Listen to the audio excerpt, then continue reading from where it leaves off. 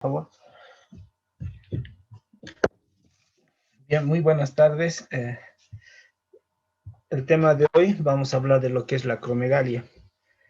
Pueden ver en la presentación una persona con acromegalia, una prominencia de las partes acres de la nariz, de los párpados, las cejas superpobladas, los párpados, perdón, los labios, los dientes, pueden ver la morfología de los dientes, una gran mandíbula, las orejas.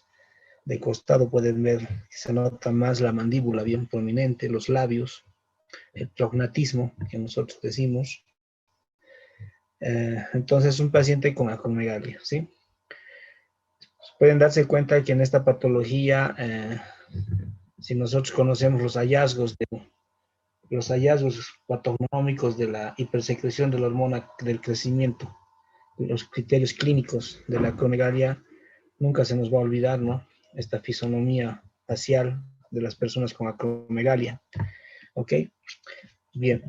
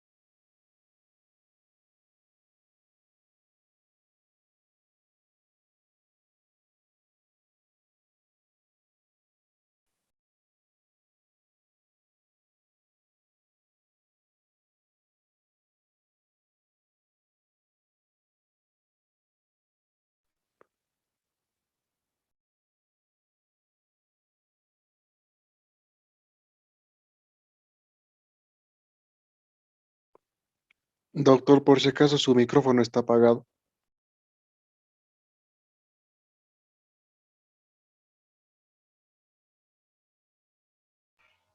A ver. Bueno. ¿Tú estás manejando la presentación, por favor? No, no, doctor, yo no estoy tocando nada. Usted directamente está manejando toda la presentación.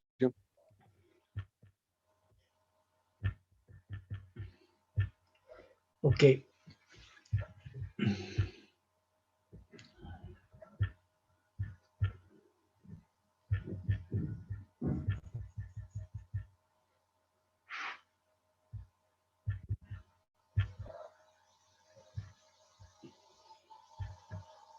Bien, como pueden ver en la presentación,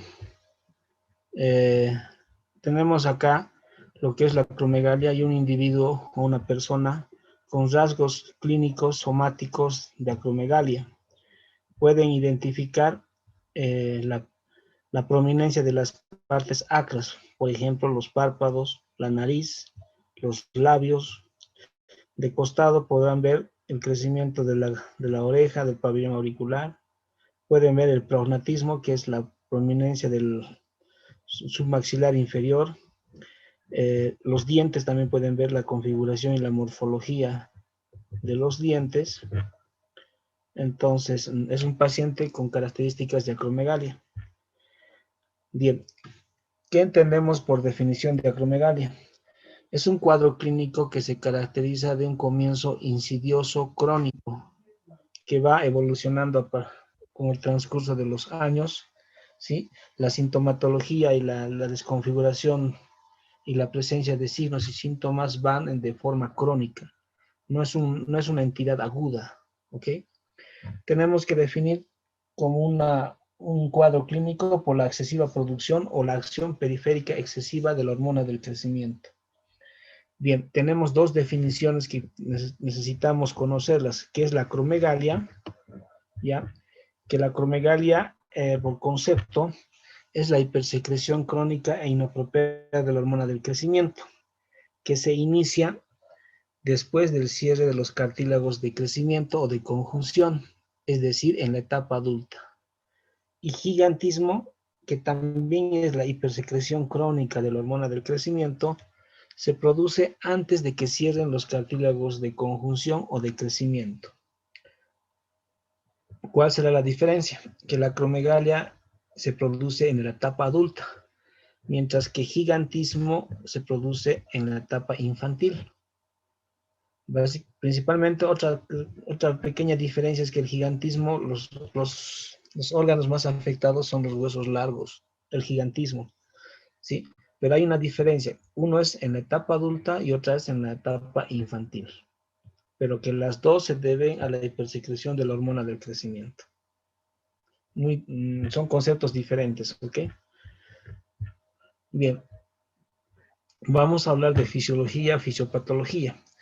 Siempre les he reiterado en estas dos clases que para hablar de enfermedad endocrinológica, lo primero que ustedes tienen que saber es fisiología y los ejes hormonales. ¿Ok? Nosotros acá tenemos lo que es el eje somatotropo. Tenemos en el hipotálamo la hormona hipotalámica liberadora de hormona del crecimiento. Tenemos en la hipófisis anterior la hormona del crecimiento.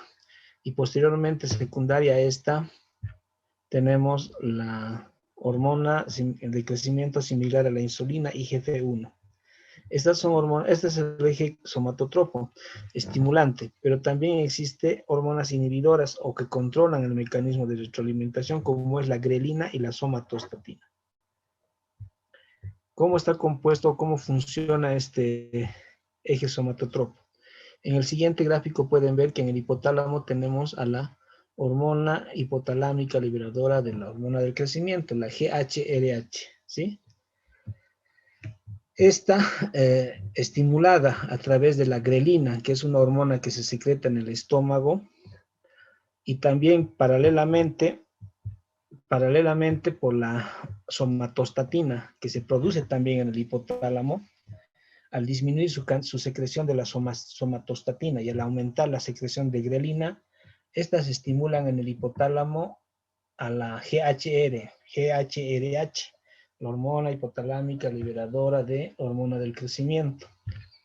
Esta viaja por el tallo encefálico hacia la hipófisis anterior. En la hipófisis anterior produce o estimula la secreción de la GH, la hormona del crecimiento. ¿Ok? Y esta, a través de la sangre, va a viajar específicamente al hígado para formar lo que es el factor de crecimiento similar a la insulina, la IGF-1. Y esta, por vía sanguínea, va a actuar en los diferentes órganos, produciendo la proliferación, diferenciación celular y metabolismo celular, principalmente en los músculos y en el tejido óseo. Y a través de este estímulo, a partir de la IGF-1, se produce el crecimiento somático y celular de la persona humana.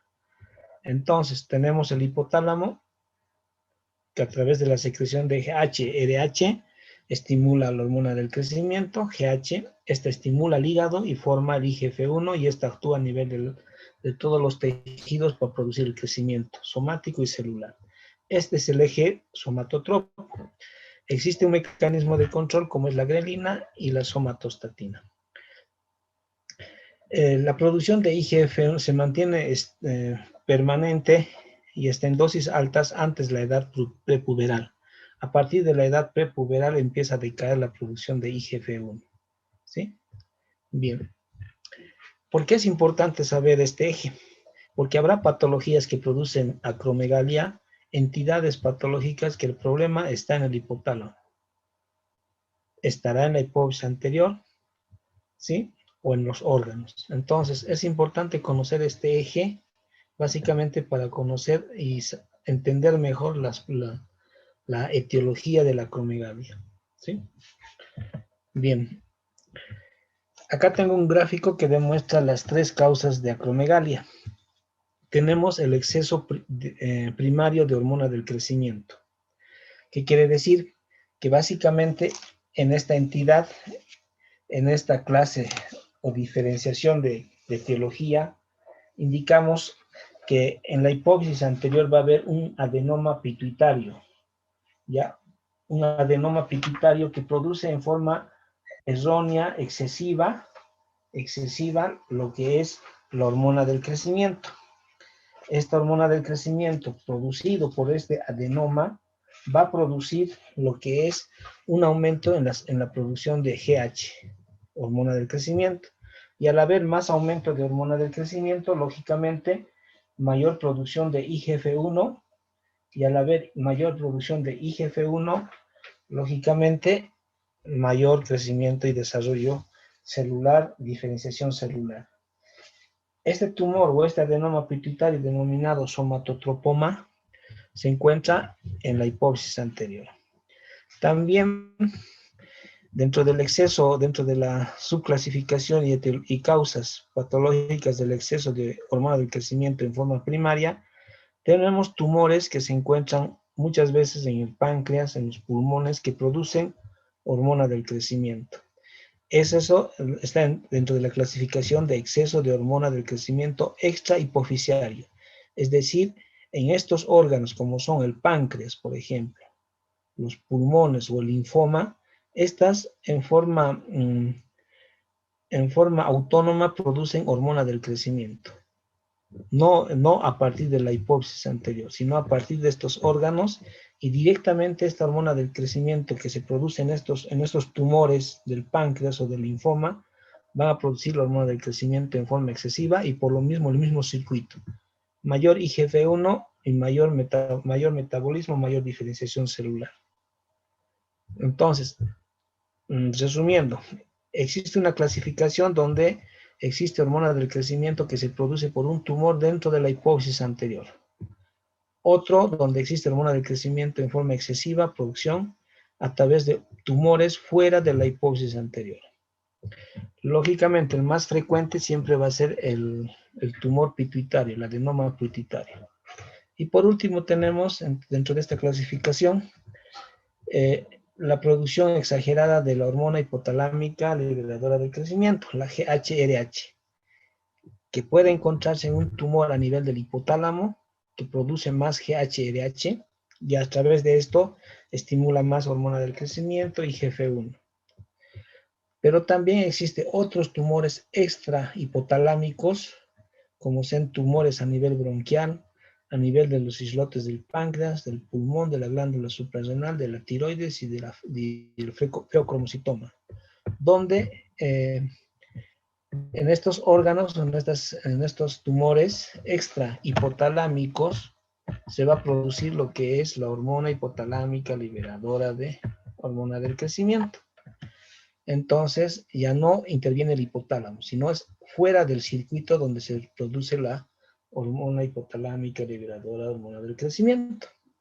Se dan cuenta que ya estamos hablando o estamos diferenciando dónde está el problema. Se dan cuenta que si yo tengo un paciente con rasgos físicos de acromegalia, gigantismo,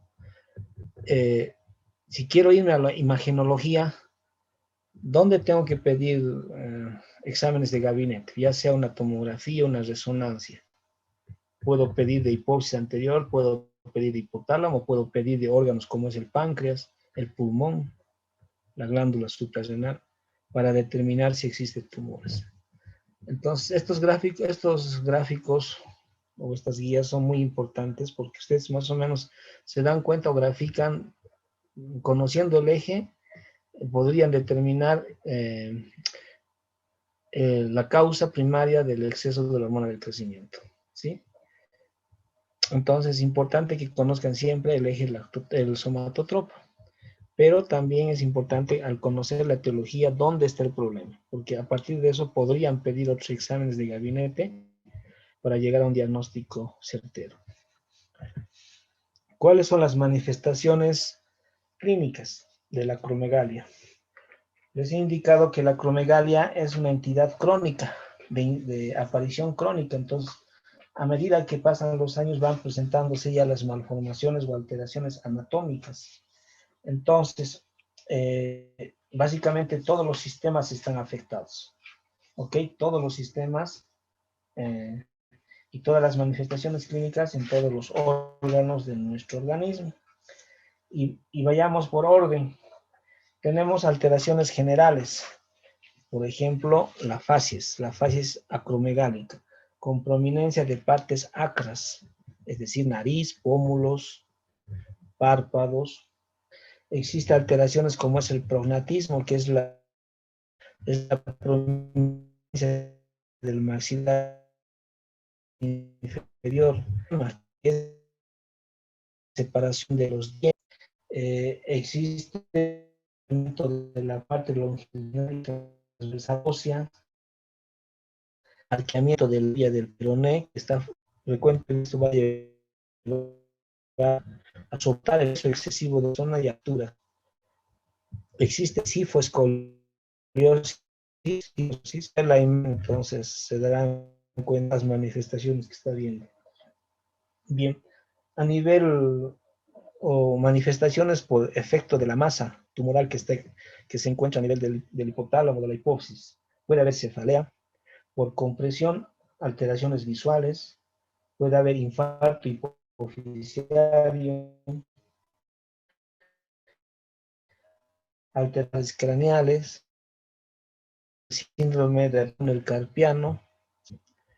También a nivel cutáneo son pacientes con hiperhidrosis, diaforesis profunda, acné, piel grasa. A nivel cardiovascular hay una visceromegalia, entonces habrá una tendencia a la hipertensión arterial, cardíaca. A nivel disnea, trastornos del sueño, apnea del sueño, de estar, ¿no? Una visión, por lo tanto, hay lo que son pólipos de colon con tendencia al cáncer de colon, visceromegalia en todos los órganos a nivel intestinal y gastrointestinal,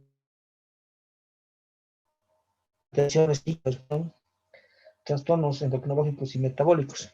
Estos pacientes tienen tendencia a la resistencia a la insulina, por lo tanto tienen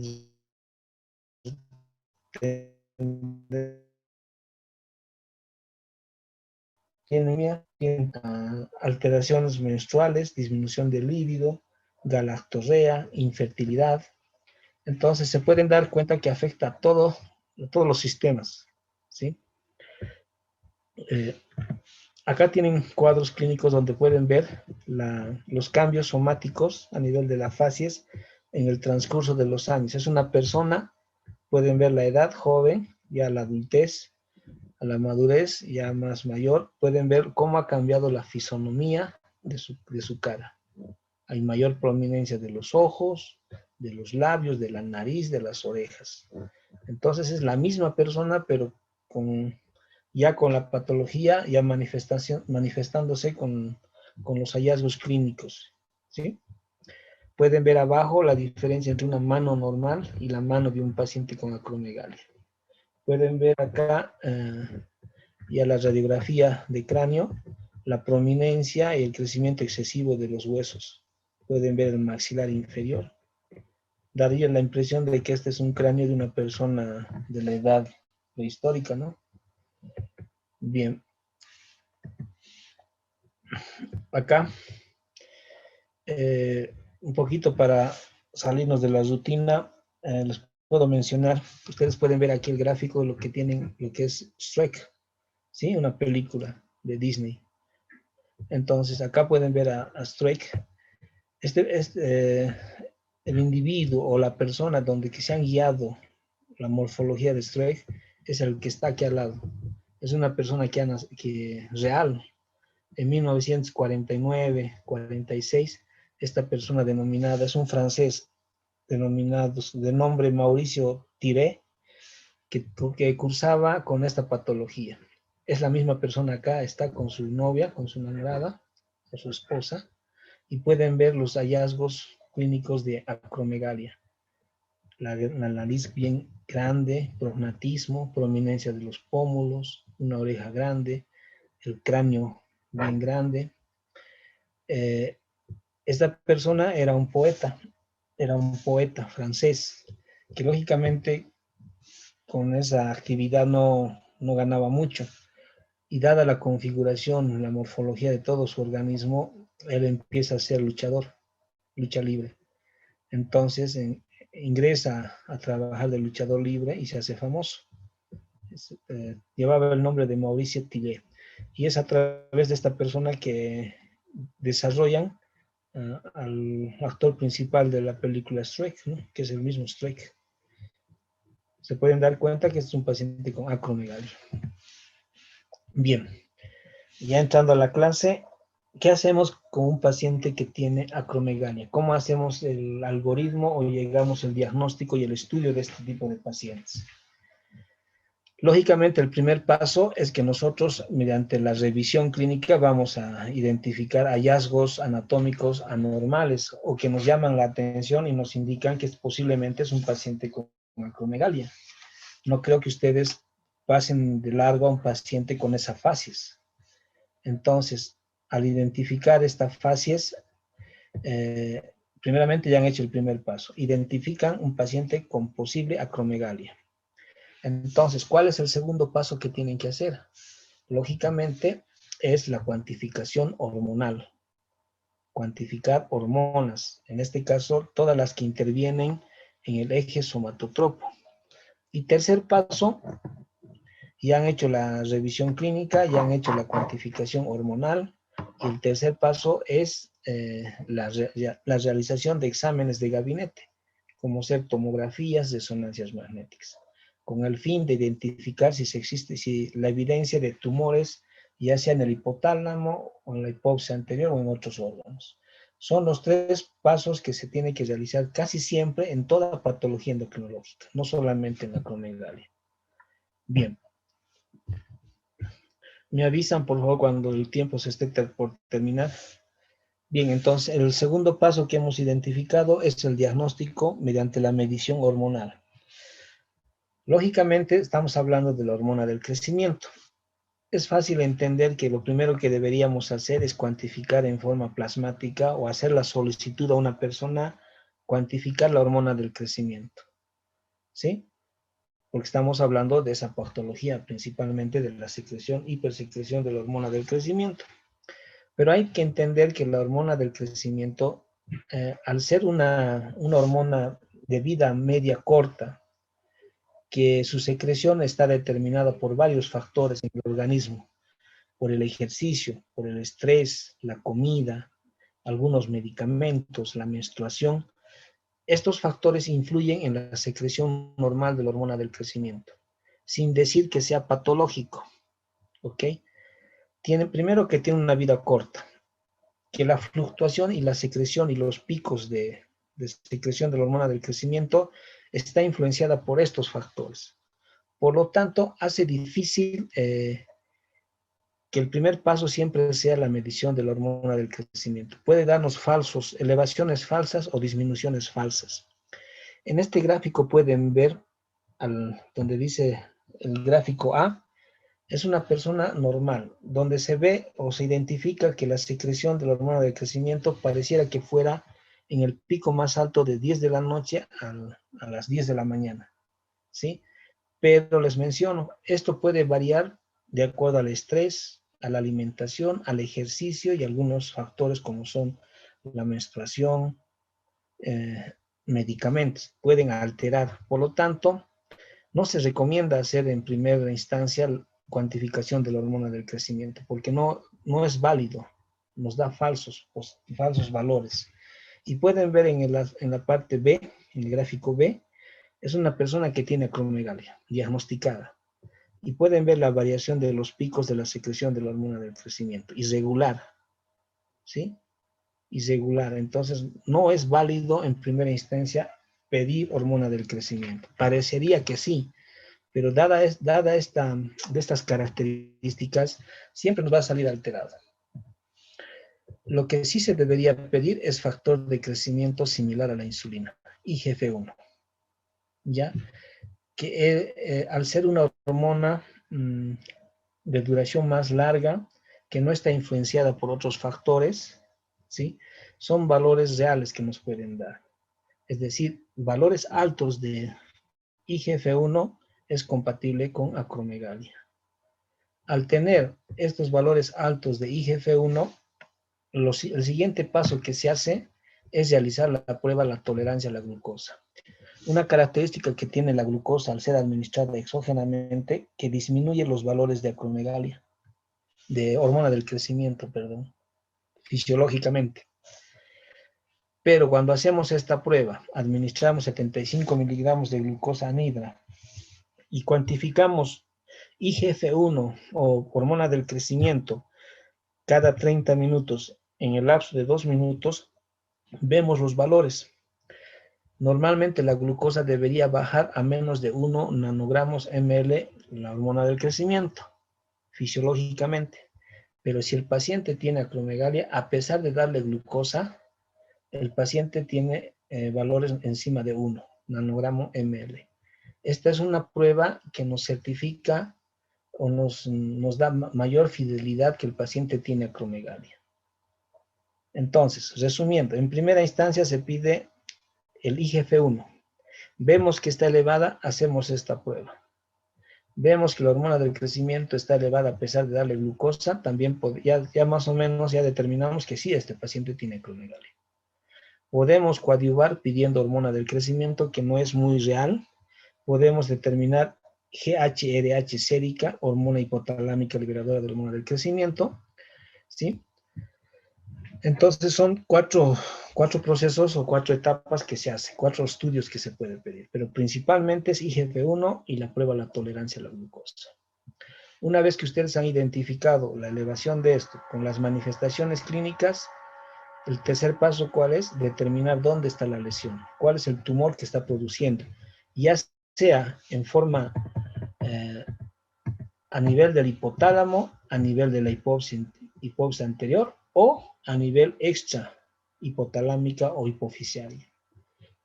Si yo pienso, por ejemplo, si la hormona del crecimiento está elevada, he hecho las 2 pruebas, tolerancia y he pedido IGF-1, ¿qué examen de gabinete debería pedir? Una resonancia magnética o una tomografía. ¿Dónde? Hipófisis anterior. ¿Sí? Si no encuentro nada en la hipófisis anterior, lógicamente a nivel del páncreas, ¿sí? Tendré que pedir, descartar si no es un linfoma. Si veo que la hormona del crecimiento está disminuida, ¿ya? Pero la IGF-1 está aumentada. Pero sí también está elevada el GHRH, súper elevada, pero está normal el GH. ¿Qué debo pedir? Una tomografía del hipotálamo. Si el hipotálamo no hay ninguna tumoración, pedir pues, del pulmón, del páncreas, de la glándula suprarrenal. Por eso es importante que ustedes sepan diferenciar, según la etiología, los mecanismos de producción de acromegalia. Se dan cuenta que la endocrinología es algo dinámico, no es muy de memoria. Si ustedes conocen los ejes, van a poder determinar muchas patologías, saber qué es lo que tienen que hacer. Bien, ¿cuál es el tratamiento? Tratamiento, lógicamente, cirugía, porque hablamos de un tumor. Entonces, una cirugía transesfenoidal, principalmente en tumores pituitarios. Farmacológicos, bromocriptina, somatostatina y en algún caso radioterapia. Son medicamentos que inhiben a la hormona del crecimiento. Y la radioterapia, lógicamente, eliminar el tumor. Pero principalmente el tratamiento es mediante cirugía. Bien. Resumiendo, hay una diferencia entre acromegalia y gigantismo. Acromegalia es en la etapa adulta y gigantismo en la etapa infantil. Existen diferentes etiologías de acuerdo al mecanismo de producción. Principalmente es un tumor a nivel de la adenohipófisis, a nivel de la pituitaria, ¿sí? Las manifestaciones son sistémicas, globales, y que muy difícil se nos escapa a la revisión clínica un paciente con acromegalia por las características que tiene. En todos los órganos sí está afectado. Es de comienzo crónico, paulatino, ¿ya? Cuando llegado el diagnóstico ya son años de evolución del paciente. La etapa para diagnosticar primeramente es la clínica, luego pedir IGF-1, hacer la prueba de la tolerancia, complementar con GH, GHRH y luego exámenes de gabinete como son tomografías, ¿sí? O tomografías o resonancias. Y lógicamente el tratamiento es cirugía o farmacológico. Bien, con eso concluimos la clase. La próxima clase nos vemos y hablamos de hiperprolactinemia. Gracias.